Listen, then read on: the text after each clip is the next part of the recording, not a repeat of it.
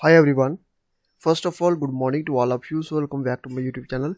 आज के इस वीडियो में हम बात करेंगे silent features of Indian constitution के बारे में। सो काफ़ी इंपॉर्टेंट वीडियो रहेगा।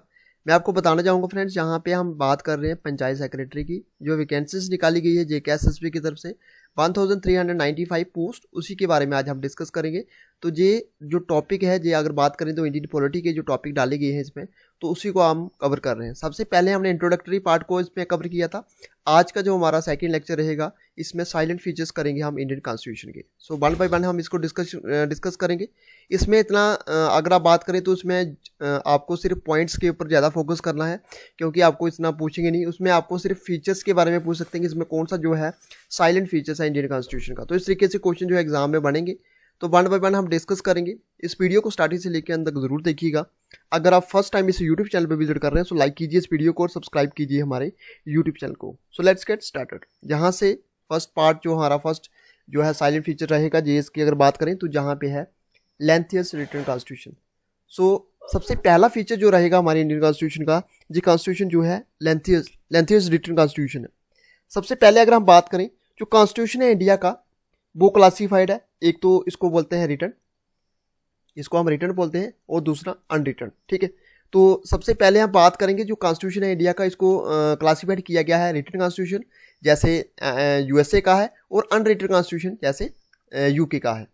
और कॉन्स्टिट्यूशन ऑफ इंडिया की बात करें तो ये एक रिटर्न कॉन्स्टिट्यूशन है which happens to be lengthiest written constitution in the world. जैसे मैंने आपको बताया था कि एक लेंथियस्ट रिटर्न कॉन्स्टिट्यूशन है वर्ल्ड का, उसके साथ साथ मैंने आपको बताया था हमारे इंडियन कॉन्स्टिट्यूशन को प्रिपेयर करने में जो टाइम लगा था वो लगे थे 2 ईयर्स। उसके साथ अगर बात की जाए तो कॉन्स्टिट्यूशन जो इंडिया का है, जैसे मैंने आपको बताया, इसको प्रिपेयर करने में जो टाइम लगा था वो लगा था 2 ईयर 11 मंथ एंड 18 डेज। जैसे 2 साल 11 महीने और 18 दिन इसको प्रिपेयर करने में लगे थे। तो इस तरीके से हमारा कॉन्स्टिट्यूशन जो है इंडिया का लेंथियस्ट रिटन कॉन्स्टिट्यूशन है। उसके साथ साथ बात करें जो फैक्टर्स हैं ये कंट्रीब्यूट करते हैं, जिसमें आपका ज्योग्राफिकल फैक्टर्स आ गया, vastness of country and diversity. इसी इसके बेस इसका ये भी वजह है कि कॉन्स्टिट्यूशन हमारा लेंथियस्ट रिटन कॉन्स्टिट्यूशन है। हिस्टोरिकल फैक्टर्स हैं जैसे influence of Government of India Act 1935, single constitution है for both centres and state. उसके साथ डोमिनेंस है लीगल एल्यूमिनरीज का। तो इस तरीके से लेंथियस रिटन कॉन्स्टिट्यूशन है। आपके एग्जाम पॉइंट ऑफ व्यू से जो क्वेश्चन पूछा जाता है तो इस तरीके से आप इसको कर सकते हैं। तो कॉन्स्टिट्यूशन जो रहेगा, जैसे मैंने आपको बताया ऑलरेडी, इसको classified into written constitution such that of USA और unwritten constitution such that of UK। तो इस तरीके से हम आपके साथ एक अदर वीडियो भी एक डिस्कस करेंगे, जैसे सोर्सेस हमारे इंडियन कॉन्स्टिट्यूशन के, उसको भी हम डिस्कस करेंगे जो आपके एग्जाम पॉइंट ऑफ व्यू से इंपॉर्टेंट रहने वाला है। सो नेक्स्ट जो हमारा साइलेंट फीचर रहेगा ड्रॉन फ्रॉम वेरियस सोर्सेज। हमारा इंडियन कॉन्स्टिट्यूशन जो है बहुत सारे सोर्सेज से इसको लिया गया है। जैसे बात करेंगे हम फंडामेंटल राइट्स की, फंडामेंटल राइट का जो मॉडल जो स्ट्रक्चर लिया है हमने ये जो लिया है USA से। ठीक है, तो इस तरीके से अगर बात करें हमारी USSR से हमने क्या लिया है, फंडामेंटल ड्यूटीज़ ली है। ठीक है, आयरिश कॉन्स्टिट्यूशन से हमने क्या लिया है, DPSP लिया है। तो इस तरीके से हमारा कॉन्स्टिट्यूशन जो है सोर्सेज है, जो हमारा कॉन्स्टिट्यूशन है इसमें हमने डिफरेंट जो कंट्री से इसको बोरोड किया गया है। ठीक है, तो जहाँ पे बात करें, it has borrowed most of its provision from the constitution of various other countries as well from the government of India act. ठीक है, इसके साथ गवर्नमेंट ऑफ इंडिया एक्ट से भी हमने लिया हुआ 1935 से। Structural part of Government of India Act 1935, independence of judiciary ये हमने लिया USA से, और फंडामेंटल राइट जैसे मैंने आपको बताया ये हमने USA से लिया हुआ है। ठीक है, सो ये हमारा कॉन्स्टिट्यूशन जो है बोरोड है डिफरेंट कंट्रीज से। आपको सिर्फ यही याद रखना है। इसके ऊपर जैसे मैंने आपको बता रहा था सोर्सेस ऑफ इंडियन कॉन्स्टिट्यूशन के ऊपर मैं एक वीडियो लेके आऊँगा ताकि आपको डिटेल में बता सकूँ कि जिसमें आपका इंपॉर्टेंट रहेगा, जहाँ पे फंडामेंटल राइट्स, फंडामेंटल ड्यूटीज़, उसके बाद आपका आ गया DPSP। ठीक है, पार्लियामेंट्री फॉर्म ऑफ गवर्नमेंट। तो इस तरीके से हम सारी की सारी चीज़ें उसमें डिस्कस करेंगे। नेक्स्ट बात की जाए तो प्रेम्बल ऑफ द कॉन्स्टिट्यूशन। ठीक है, जो प्रेम्बल है, प्रेम्बल कंसिस्ट करता है आइडियल्स को, ऑब्जेक्टिव्स को, और बेसिक प्रिंसिपल है क्या है कॉन्स्टिट्यूशन के। उसके साथ साथ अगर बात करें जो साइलेंट फीचर्स है हमारे कॉन्स्टिट्यूशन का, ये डेवलप्ड है डायरेक्टली और इनडायरेक्टली फ्रॉम दीज ऑब्जेक्टिव्स, जो कि फ्लो करता है फ्रॉम द प्रेम्बल से। उसके साथ साथ अगर बात की जाए तो इट एसर्ट्स इंडिया जो है एक sovereign socialist secular democratic republic है। ठीक है, और वेलफेयर स्टेट है, committed to secure justice, liberty, equality for the people and for promoting, जहाँ पे किसकी बात करते हैं, फ्रेटर्निटी की। फ्रेटर्निटी क्या है, ब्रदरहुड, डिग्निटी और individual and unity and integrity of the nation. और जो प्रेम्बल है ये नेचर है इंडियन स्टेट का, और ऑब्जेक्टिव है जो कि it is committed to secure for the people. तो इस तरीके से आप इसको कर सकते हैं। नेक्स्ट बात, डेमोक्रेटिक सिस्टम क्या बात करता है? डेमोक्रेटिक सिस्टम की बात की जाए तो अथॉरिटी जो है गवर्नमेंट की, ये rest upon the sovereignty of the people, ठीक है। यानी कि जो जहाँ पे अगर डेमोक्रेटिक सिस्टम में जो सुप्रीम पावर होती है वो किसके पास होती है? लोगों के पास होती है। और पीपल इंजॉय करते हैं इक्वल पॉलिटिकल राइट्स। अब इक्वल पॉलिटिकल राइट्स का मीनिंग क्या हुआ? जहाँ पे अगर कोई पर्सन रिच है, अगर कोई पर्सन जहाँ पे पुअर है, तो सेम राइट्स रहेंगे आपके पास। इसके पास भी सेम राइट रहेगा वोटिंग का और इसके पास भी सेम राइट रहेगा वोटिंग का, ठीक है। पॉलिटिकल राइट्स जो होंगे आपके पास सेम रहेंगे, जो भी आपके फंडामेंटल राइट्स हैं वो सबके लिए सेम रहेंगे। इस तरीके से जहाँ पे कोई भी डिस्क्रिमिनेट नहीं किया जा सकता कि इसमें जो रिच है तो उसको ज़्यादा राइट्स मिलेंगे और जो पुअर है उसको ज़्यादा राइट्स मिलेंगे। तो ये जहाँ पे सेम इसका प्रोसेस रहता है, ठीक है। जो पीपल इंजॉय करते हैं इक्वल पॉलिटिकल राइट्स, जहाँ पे क्या होता है, free and regular election are held for electing government. अब रेगुलर इलेक्शन का मीनिंग क्या हुआ? रेगुलर इलेक्शन का मीनिंग ये नहीं है कि रोज़ इलेक्शन हो रहे हैं। रेगुलर इलेक्शन का मीनिंग ये है कि अगर बात करें हम एमपी की, मेंबर ऑफ पार्लियामेंट की, तो मेंबर ऑफ पार्लियामेंट के जो इलेक्शन होंगे हर 5 साल के बाद होंगे। अगर बीच में कोई गवर्नमेंट डिजॉल्व हो जाती है तो 2 साल के बाद भी हो सकते हैं, 3 साल के बाद, मगर पर्टिकुलर एक टाइम रहता है, यानी कि 5 साल के बाद इसके इलेक्शन होने ही होने हैं। तो इसका मीनिंग ये है कि free, fair and regular election are held for electing government. Question number 5, जहाँ पे साइलेंट फीचर जो है 5 नंबर पे मैं बताना चाहूँगा, जहाँ पे यह है इंडिया जो है एक रिपब्लिक है। प्रेम्बल क्या डिक्लेयर करता है? India to be republic. और India is not ruled by the monarch, जहाँ पे मोनार्किकल सिस्टम नहीं है। जब नॉमिनेटेड हेड है और नॉमिनेटेड हेड ऑफ स्टेट, उसके साथ इंडिया जो है इलेक्टेड हेड है स्टेट का, जिससे प्रेसिडेंट ऑफ इंडिया है, who wield power for a fix tenure. जैसे प्रेसिडेंट का जो टेन्यूर रहता है कितना? 5 ईयर रहता है, ठीक है। तो जैसे मैंने आपको बताया था, after every 5 year the people of India indirectly elect their president. अब ये क्या सिस्टम है? जहाँ पे मैं आपको बताना चाहूँगा, आपने एमपी को वोट दिए होंगे, आपने एमएलए को वोट दिए होंगे, आपने सरपंचेस को वोट दिए होंगे, पंचेस को वोट दिए होंगे। तो इस तरीके से प्रोसेस जो है चलता रहता है। जहाँ पे प्रेसिडेंट का मीनिंग क्या होता है? प्रेसिडेंट के इलेक्शन में हम वोट नहीं देते, हम इनडायरेक्टली जहाँ पे पार्टिसिपेट करते हैं। ये हमारे एमपीज हैं, ठीक है। तो जहाँ पे मैं आपको थोड़ा सा जहाँ पे बता दूँ, ये हमारे एमपीज हैं, हमने एमपीज को वोट दिए, ठीक है। ये एमपीज जहाँ पे इलेक्ट हो गए, यानी कि ये जीत के जहाँ पे विनर कैंडिडेट हैं। फिर हमने एमएलएज को वोट दिए, एमएलएज ये क्या हुए? ये जहाँ से विनिंग एमएलए हुए, किसी भी कंस्टिट्यूएंसी से, पर्टिकुलर कंस्टिट्यूएंसी से विन हुए। अब ये एमएलए और एमपी, ठीक है, ये आगे जाके किसको वोट देंगे? ये प्रेसिडेंट को वोट देंगे। इस तरीके से प्रेसिडेंट के इलेक्शन होते हैं। यानी कि हमारी पार्टिसिपेशन तो है, मगर हमारी पार्टिसिपेशन जहाँ पे लोगों की पार्टिसिपेशन क्या है? इनडायरेक्टली पार्टिसिपेशन है, ठीक है। तो जैसे मैंने अपने कई वीडियो में आपको बताया कि प्रेसिडेंट के इलेक्शन कैसे होते हैं, तो जहाँ पे सिंपली मैं आपको प्रोसेस जहाँ पे बता रहा हूँ कि एमएलए एमपीज को हम चूज़ करते हैं और वही एमएलए एमपीज आके जाके किसको चूज़ करते हैं? एमएलए एमपी जाके प्रेसिडेंट को वोट देते हैं। तो इस तरीके से पीपल की जहाँ पे पार्टिसिपेशन जो है इंडायरेक्टली है। फंडामेंटल राइट्स एंड ड्यूटीज, ये जैसे मैंने आपको बताया कि एक साइलेंट फीचर है हमारे इंडियन कॉन्स्टिट्यूशन का, fundamental rights and duties. Fundamental rights जो है हमारे यूएस कॉन्स्टिट्यूशन से लिए गए हैं, यूएसए के कॉन्स्टिट्यूशन से, और ड्यूटीज यूएसएसआर से, ठीक है। तो इस तरीके से हमारे फंडामेंटल राइट्स जो हैं, जैसे मैं आपको बता रहा हूँ 14 से लेकर 32। 14 आपका जहाँ पे राइट टू इक्वालिटी है, राइट टू फ्रीडम की बात करता है, राइट अगेंस्ट एक्सप्लॉयटेशन की बात करता है, right to freedom of religion की बात करता है, कल्चर एजुकेशन राइट्स, और राइट टू कॉन्स्टिट्यूशन रेमेडीज, ये आर्टिकल 32 के अंदर आता है, ठीक है। तो इस तरीके से जो फंडामेंटल राइट का पार्ट होगा वहाँ पे आप सारे के सारे इसमें कवर करेंगे। सिंपली आपको जहाँ पे ये याद रखना कि फंडामेंटल राइट्स हमने लिए हैं कहाँ से, कौन सी कंट्री से बॉरोड किया गया है? इसको हमने बॉरोड किया गया है यूएसए की कॉन्स्टिट्यूशन से, ठीक है। और फंडामेंटल राइट जो है कि जस्टिसेबल पार्ट है और नॉट एब्सोल्यूट, ठीक है। रीजनेबल कंस्ट्रेंट जो है इसको इंपोज की जाती है, keeping in view the security requirement of the state, ठीक है। इस तरीके से part 4 A after the directive principle of state policy was combined in the constitution by the 42nd amendment 1976। तो जहां पे मैं आपको बताना चाहूंगा, ये आप देख सकते हैं, ये जहां पे लिखा हुआ पार्ट 4 ए, पार्ट 4 ए के आपके अंदर आती है फंडामेंटल ड्यूटीज, ठीक है। अगर आपको यहाँ पे क्वेश्चन पूछा गया कि पार्ट 4 ए के अंदर क्या, कौन सा उसमें क्या आता है, उसमें आती है फंडामेंटल ड्यूटीज, और फंडामेंटल राइट आते हैं जो पार्ट 3 के अंदर, ठीक है। पार्ट 3 के अंदर आते हैं आपके फंडामेंटल राइट। ये एग्जाम में बहुत बार क्वेश्चन जो है रिपीट हो चुका है, जैसे नेट के एग्जाम होते हैं, ठीक है। तो इस तरीके से एग्जाम में क्वेश्चन पूछा जा सकता है। फंडामेंटल राइट जो है हमारे पार्ट 3 में आते हैं। पार्ट 4 में आपके आते हैं डीपीएसपी, पार्ट 4 ए में आते हैं आपके फंडामेंटल ड्यूटीज। तो इस तरीके से आप इसको कर सकते हैं।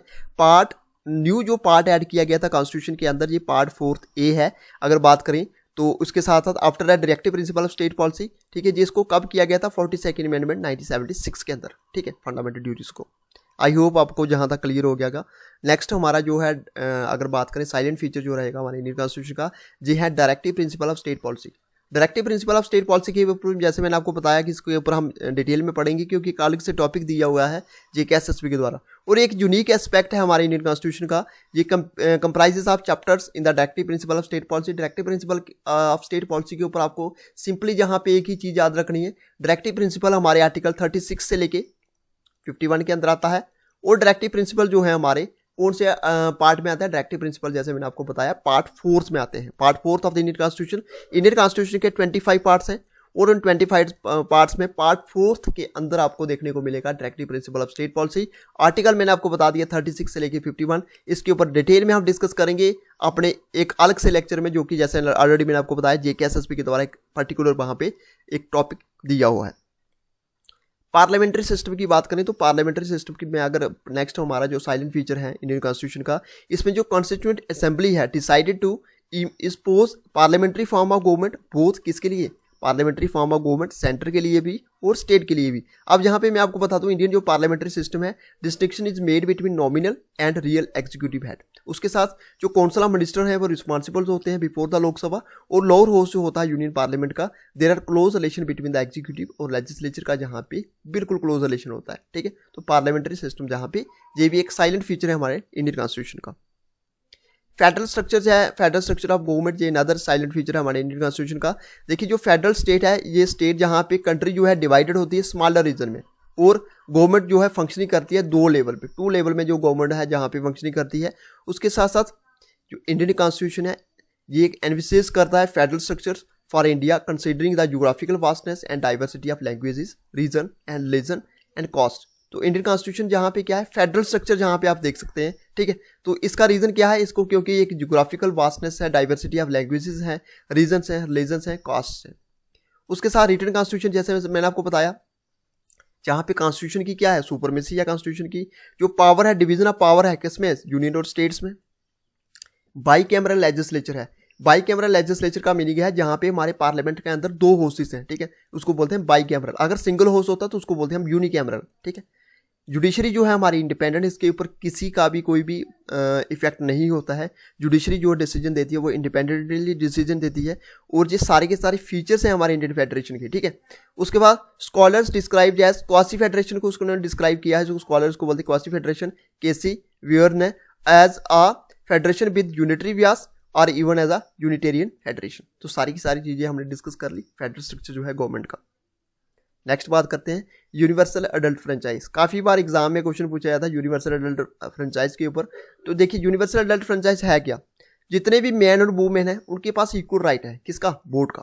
ठीक है, तो सबके पास एक सेम राइट है। अगर गर्ल्स 18 ईयर की है, अगर बॉयज़ 18 की ईयर है, तो अगर आपकी एज 18 ईयर है तो आप वोट देने के लिए बिल्कुल एलिजिबल हैं। ये बात करता है यूनिवर्सल अडल्ट फ्रेंचाइज। ठीक है, और एज जो है मैन और वुमेन जो है जिसकी एज 18 साल या 18 साल से ऊपर है, उसके पास क्या है, राइट टू वोट है। यानी कि आप जहाँ पे आपके पास राइट है, आप जहाँ पे वोट दे सकते हैं। अब यहाँ पे कुछ एक इंपॉर्टेंट जो चीज़ मैं डिस्कस करने जा रहा हूँ आपको, एक हुई थी 61st अमेंडमेंट। ठीक है, 61st अमेंडमेंट हुई थी 1989 में। ठीक है, 1989 में एक अमेंडमेंट हुई थी 61st अमेंडमेंट। इस 61st अमेंडमेंट की अगर बात की जाए तो इससे पहले 1989 से पहले जो वोटिंग एज थी इंडिया के अंदर वो थी 21 ईयर 21 ईयर थी। मगर 61st अमेंडमेंट जैसी होती है 1989 में, तो वोटिंग जो एज है इंडिया की, इंडिया में जो जितनी भी वोटिंग एज है, जो वोट देने की एज थी, उसको कर दिया गया 21 से 18 ईयर। जी आप देख सकते हैं 61st अमेंडमेंट आपके लिए काफ़ी इंपॉर्टेंट है। 61st अमेंडमेंट 1989 के अंदर वोटिंग एज जो थी इंडिया के अंदर उसको 21 से हमने इसको रिड्यूस किया, यानी कि इसकी एज जो है 18 ईयर, यानी कि स्टार्टिंग से हमारी जो वोटिंग एज थी इंडिया के अंदर वो 21 ईयर थी। तो 1989 में इसको हमने 18 से लेके 21 से लेके हमने इसको 18 कर दिया। ठीक है, जो ऑल रजिस्टर्ड वोटर जो है get opportunity to vote in election. तो यूनिवर्सल अडल्ट फ्रेंचाइज के ऊपर आपको सिर्फ इतना ही याद रखना है, 18 साल इसकी एज है। 61st अमेंडमेंट 1989 के अंदर इसमें क्या होता है, इसकी जो वोटिंग एज है 21 से लेके 18 ईयर कर देती है। और जितने भी मैन और वुमेन है सबके पास सेम राइट है, क्योंकि आप सभी जानते हैं इलेक्शन जब होते हैं जिसकी एज 18 साल है वो वोट कास्ट कर सकता है, चाहे वो गर्ल हो चाहे वो बॉयज़ हो। ठीक है, नेक्स्ट बात करते हैं single integrated state with single citizenship. तो जहाँ पे जो हमारा जो नेक्स्ट साइलेंट फीचर है, जहाँ पे क्या बात करता है, इंडिया जो है एक सिंगल इंडिपेंडेंट और सॉवरेन इंटीग्रेटेड स्टेट है, ठीक है। और जितने भी सिटीजन्स हैं वो इंजॉय करते हैं कॉमन यूनिफॉर्म सिटीजनशिप को, और they are entitle to equal rights and freedoms and equal protection of the state, ठीक है।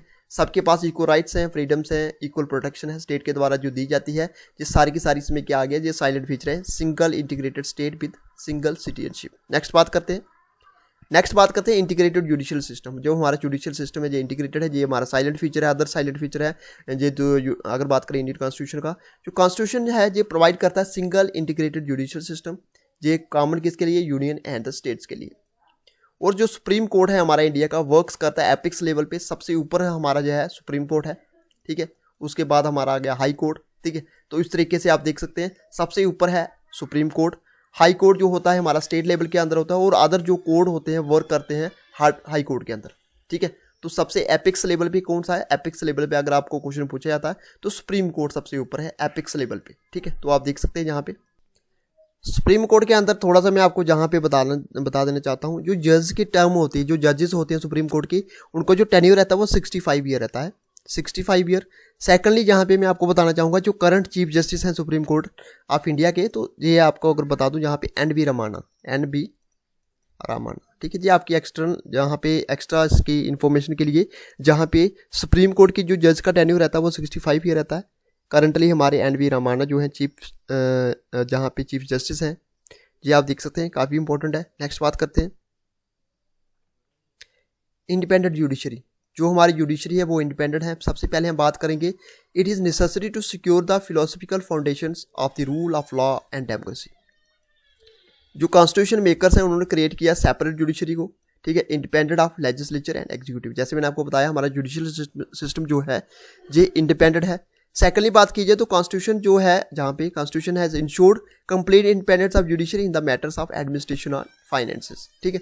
तो सारा का सारा यहाँ पे प्रोसेस आपको सिंपल यही करना है कि जुडिशरी के अंदर किसी का भी इंटरफेरेंस नहीं है। जुडिशरी जो है, इंडियन जुडिशरी जो है ये बिल्कुल इंडिपेंडेंट है। सबसे पहले ये आपको सिर्फ यही चीज़ें याद रखनी है। अब बात करेंगे जहाँ पे 13 जो हमारा साइलेंट फीचर रहेगा, amending the constitution of India. देखिए जो कॉन्स्टिट्यूशन ऑफ इंडिया जो है, अगर बात की जाए तो कॉन्स्टिट्यूशन ऑफ इंडिया की अगर बात करें तो amending the constitution of India is the procedure of making modification to the nation fundamental law और सुप्रीम लॉ, ठीक है। अमेंड का मीनिंग क्या होता है, कहाँ, जहाँ पे चेंजेस करना, ठीक है, थोड़ी सी उसमें चेंज करना, उसको बोलते हैं अमेंडमेंट, ठीक है। जो प्रोसीजर है अमेंडमेंट का constitution of India is laid on, ये आपका सारा का सारा आर्टिकल 368 के अंदर आपको देखने को मिलेगा। ये आपको आर्टिकल 368, तो जहाँ पे बात की जाए ये आप देख सकते हैं आर्टिकल 368, और पार्ट जो है हमारा कौन सा है, part 20 of the Indian constitution. जो प्रोसीजर है अमेंडमेंट का इंडियन कॉन्स्टिट्यूशन के अंदर, ये कौन से पार्ट में, पार्ट 20 के अंदर। और आर्टिकल्स की बात की जाए तो आर्टिकल आपका 368, ठीक है। प्रोसीजर जो है गारंटीज करता है sanctity of the constitution of India and keeps a check और uniformed uninformed power of the parliament of India. तो जहाँ पे amending the constitution of India में आपको सिर्फ यही चीज़ याद रखनी है, जो प्रोसीजर है अमेंडमेंट का ये पार्ट 20 में आता है और आर्टिकल 368 के अंदर आपको देखने को मिलेगा। नेक्स्ट बात करते हैं जुडिशियल रिव्यू। अब जुडिशियल रिव्यू जो है आपका एक और साइलेंट फीचर है हमारे इंडियन कॉन्स्टिट्यूशन का। जो जहाँ पे बात करें तो जुडिशरी जो है सिग्निफिकेंट पोजीशन है इंडियन कॉन्स्टिट्यूशन के अंदर, और ये it is also made independent of the legislature and executive. जैसे मैंने आपको बताया सुप्रीम कोर्ट जो है इंडिया का ये स्टैंड करता है peaks of single integrated judicial system. सबसे ऊपर जैसे मैंने आपको बताया एपिक्स लेवल पे आपको कौन सा देखने को मिलेगा, सुप्रीम कोर्ट, ठीक है। उसके नीचे आपका हाई कोर्ट, ठीक है। और ये ऑपरेट करता है एक डिफेंडर ऑफ फंडामेंटल राइट, ठीक है। ये क्या ऑपरेट करता है, defender of fundamental rights Indian citizens के और guardian of the Indian constitution. तो इस तरीके से आप देख सकते हैं जुडिशियल रिव्यू के बारे में। सेकुलरिज्म भी एक आपका अगर बात करें तो साइलेंट फीचर है। इन नो अदर कंट्री जो वर्ल्ड जो है सो मैनी रिलीजन को एग्जिस्ट इन इंडिया, ठीक है। अगर बात करें डिफरेंट कंट्री की, सबसे ज़्यादा अगर रिलीजन के जो लोग रहते हैं वो इंडिया के अंदर आपको देखने को मिलेगी, यानी कि इंडिया के अंदर आपको सेकुलरिज्म देखने को मिलेगा। जितने भी डाइवर्सिटी है कॉन्स्टिट्यूशन में गारंटीज है complete freedom religion to all, और सिटीजन जो है हमारी कंट्री के are free to follow any religion and they enjoy equal rights without any distinction of caste, creed, religion और सेक्स। तो जहाँ पे मैं आपको बताना चाहूँगा इंडियन कंट्री अगर बात करें इंडिया के अंदर डिफरेंट रिलीजन के लोग रहते हैं। अगर चाहे तो कोई इस्लाम की यहाँ पे उसको प्रीच कर सकता है, उसका प्रचार कर सकता है। चाहे अगर बात करें तो जहाँ पे सिख जो है अपना प्रचार कर सकते हैं। जहाँ पे किसी के ऊपर कोई भी बाइंडिंग नहीं है, आप फ्री हो, किसी भी रिलीजन को आप फॉलो कर सकते हो, किसी भी जहाँ पे आपके पास सेम राइट है, यानी कि इक्वल राइट है सबके पास। उसके बाद जो स्टेट जो है does not discriminate against any on the ground of his religion, state जहाँ पे कोई भी डिस्क्रिमिनेशन नहीं करती है रिलीजन के ऊपर। Nor can the state compel anybody to pay taxes for the support of any other particular religion, ना ही आपको स्टेट किसी भी पर्सन को कंपेल करेगी कि आप किसी पर्टिकुलर रिलीजन को प्रमोट करने के लिए आप टैक्सेस पे करो, ठीक है। उस तरीके से अगर बात करें जो एवरीबॉडी जो है, everybody is equal entitled to freedom of conscience and right freely to profess practice and propagate religion, आपके पास राइट है, आप अपने रिलीजन को प्रोपोगेट कर सकते हो, प्रैक्टिस कर सकते हो, ठीक है, इस तरीके से प्रोफेस कर सकते हो, ये आपके पास राइट है, इसको आपके ऊपर कोई भी रोक टोक नहीं है, ठीक है। अगर आप चाहते हैं कि आप टेंपल बनाना तो आप लोगों से पैसे कलेक्ट कर सकते हो, अपने से पैसे डाल सकते हो, ठीक है। मस्जिद बनाना तो इस तरीके से, गुरुद्वारा बनाना तो आप अपने से कलेक्शन कर सकते हो, वहाँ पे आपको कोई भी रोक टोक नहीं होगी। तो इस तरीके से आप देख सकते हैं सारा का सारा जो प्रोसेस है सेकुलरिज्म है हमारे इंडिया की कंट्री के अंदर, इतने रिलीजन के लोग शायद और किसी कंट्री में आपको देखने को मिले। उसके बाद जो कॉन्स्टिट्यूशन ये रिगार्ड करता है रिलीजन जो है as a private affair of individual and prohibits the state from interfering with it, और constitution also grants various cultural rights to minorities. तो इस तरीके से आप देख सकते हैं सेकुलरिज्म के बारे में। अब काफ़ी इंपॉर्टेंट रहेगा जहाँ पे आपके लिए जानना ये एमरजेंसी प्रोविजन है। एमरजेंसी प्रोविजन के बारे में सबसे पहले आपको जहाँ पे डिस्कस करेंगे, एमरजेंसी प्रोविजन जो है ये हमारे आर्टिकल 352 से लेके 360 के अंदर आता है, ठीक है। 352 से लेके 360 के अंदर आता है, ठीक है। एमरजेंसी जो है 3 टाइप की होती है, 352, 356 और 360, ये आप देख सकते हैं जहाँ पे। आज जहाँ पे इंपॉर्टेंट रहेगा मैं आपको जहाँ पे बता दूँ, जैसे मैंने आपको बताया आर्टिकल 352, 356 और 360, तो ये आर्टिकल्स हैं। इस आर्टिकल के अंदर एमरजेंसी अगर बात करें तो 352 के अंदर आती है हमारी नेशनल इमरजेंसी, 356 के अंदर आती है स्टेट इमरजेंसी और 360 के अंदर आती है फाइनेंशियल इमरजेंसी। अभी तक हमारी कंट्री में 3 बार नेशनल इमरजेंसी लगी है, और आज की अगर बात की जाए तो टिल डेट तक अभी तक हमारी कंट्री के अंदर कभी भी फाइनेंशियल इमरजेंसी जो है नहीं लगी है। अब यहाँ पे मैं आपको बताना चाहूँगा कुछ इंपॉर्टेंट पॉइंट्स। इंडिया में जो 3 बार इमरजेंसी लगी है नेशनल इमरजेंसी की बात करें तो 1962 में कब लगी थी, जब इंडिया और चाइना की बार हुई थी, एक फर्स्ट नंबर पे। सेकेंडली जब इंडिया में इमरजेंसी लगी थी तो 1971 में जब बांग्लादेश एक अलग कंट्री बनी थी, उस समय इंडिया पाक के साथ जो बार हुई थी उसकी वजह से इंडिया के अंदर इमरजेंसी लगी थी। 2 बार जो इमरजेंसी लगी थी ये बार की वजह से लगी थी, मगर थर्ड टाइम जो इमरजेंसी लगी जी 1975 के अंदर लगी। 1975 के अंदर जो है ये गवर्नमेंट के अंदर ही एक डिस्प्यूट क्रिएट हो गया, उसी की वजह से जो है इमरजेंसी लगानी पड़ी। तो 1975 3 बार इमरजेंसी इंडिया के अंदर लग चुकी है, 1962, 1971 और 1975, ठीक है। तो इस तरीके से नेशनल इमरजेंसी 352 और स्टेट इमरजेंसी 356 और फाइनेंशियल इमरजेंसी जो है हमारी 360 आर्टिकल के अंदर आती है। जी आप कहा गया सारा का सारा, जहाँ पे मैंने इमरजेंसी के बारे में बता दिया, इमरजेंसी प्रोविज़न के बारे में सारा मैंने आपको जहाँ पे बता दिया। तो इमरजेंसी प्रोविज़न में सबसे जैसे मैंने आपको आर्टिकल्स के बारे में बताया, तो पार्ट कौन से पार्ट में आता है, ये आपका आता है पार्ट 18 के अंदर, पार्ट 18 के अंदर, ठीक है। तो पार्ट 18 के अंदर आपको जहाँ पे अगर बात की जाए तो पार्ट 18 के अंदर आपको इमरजेंसी प्रोविज़न देखने को मिलेगा। जैसे कितने पार्ट है हमारे कॉन्स्टिट्यूशन के अंदर, हमारे कॉन्स्टिट्यूशन के अंदर 25 पार्ट्स हैं। उसके बाद बात करेंगे 3 टियर सिस्टम, 3 टियर गवर्नमेंट।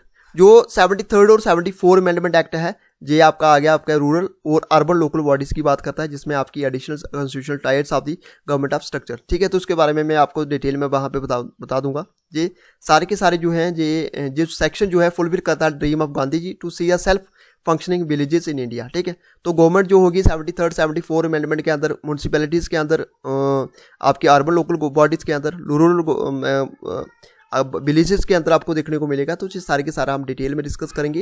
ये सारे के सारे साइलेंट फीचर्स आप देख सकते हैं, काफ़ी इंपॉर्टेंट थे जितने भी हमने कॉन्स्टिट्यूशन ऑफ इंडिया के अंदर डिस्कस किए। जितने भी मैंने आपको जहाँ पे डेट्स बताई हैं, आर्टिकल्स बताए हैं, ये आपको याद रखने की जरूरत है, क्योंकि एग्जाम में क्वेश्चन जहाँ से पूछते हैं सबसे पहले तो सिंपली जहाँ पे JKSSB के द्वारा क्वेश्चन को इसी तरीके से पूछे जाएंगे कि एमरजेंसी प्रोविजन इसके अंदर आता है या नहीं आता। इसमें आपको पार्ट्स पूछे जाएंगे। तो पार्ट्स जो है हमारे इंडियन कॉन्स्टिट्यूशन का एक अलग से वीडियो और उसके साथ सोर्सेस ऑफ इंडियन कॉन्स्टिट्यूशन के ऊपर अलग से वीडियो मैं आपको लेके आऊँगा, ताकि सारे के सारे जो क्वेश्चन आपके वहाँ से भी क्लियर हो जाए। तो ये था आज का हमारा वीडियो अच्छा लगा तो वीडियो को लाइक कीजिए, शेयर कीजिए और सब्सक्राइब कीजिए हमारे यूट्यूब चैनल को। Thank you friends, good bye and take care.